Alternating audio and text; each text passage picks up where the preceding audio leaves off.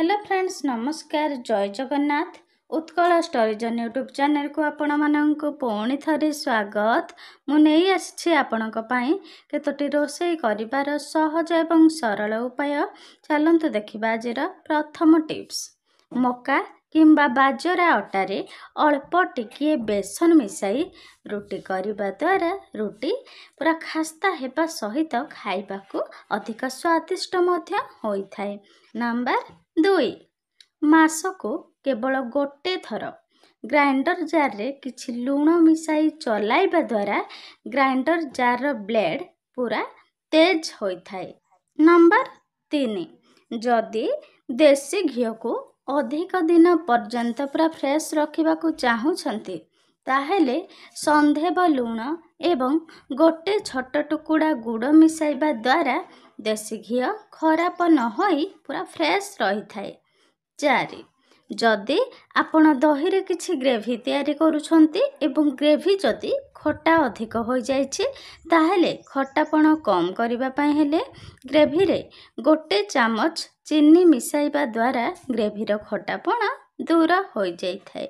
Number 5, soft idli तैयारी करिबा पई हेले बिरही डाली एवं चाउल बतुराइबा समय रे गोटे कप सागुदाना मध्य सेतिरे भिजांतु एवं एहाकू पेसिकी इडली प्रस्तुत करंतु। एहा द्वारा इडली बहुत सॉफ्ट एवं नरम हेबा सहित खाइबाकू अधिक स्वादिष्ट मध्य होइथाय।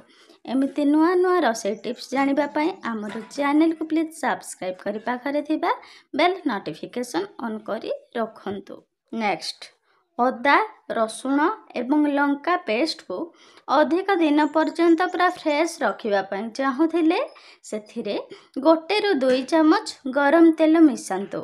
एपरि करिबा द्वारा अदा रसुण एवं लंका पेस्ट लंबा समय पर्यंत खराब होई न थाए। नेक्स्ट, जदि आपणक खीरी अधिक पतला हो जाइछि ताहेले कोन करिवे, खीरी को गाढ़ा करिबा पई हेले सुजी को हल्का भाजी पेसिकी खीरी रे मिसांतु। देखिबे खीरी एकदम गाढ़ा एवं बहलिया होई जिवो। नेक्स्ट, टमाटो चटनी तैयारी करुथिले छुंको प्रस्तुत बेले मेथीर तड़का निहाती लगांतु, जहा फल रे कि टमाटो चटनी रो टेस्ट 2 गुण अधिक बढ़ी जाई थाए। नेक्स्ट, जदि आपण चाउल रे पांपड़ तैयारी करूछंती तो ताहेले सेथिरे किछि कला जीरा मिसाई पांपड़ प्रस्तुत करंतु। एहा द्वारा पांपड़ रे गोटे अलगा प्रकार टेस्ट आसी थाए। एबे देखिबा शेष टिप्स। टमाटो सॉस तैयारी करुथिले सॉस तैयारी करिबा समय रे निहाती विनेगार मिसांतु। एहा द्वारा टमाटो सॉस 2 ରୁ 3 मास पर्यंत खराब होई न थाए। एहाको आपण स्टोर करिकि मध्य खाई पारिबे। वीडियोटी आपण मानकु किपरि लागिला लाइक शेयर कमेंट एवं सब्सक्राइब करिबाकू भूलंतु नाही। धन्यवाद। जय जगन्नाथ।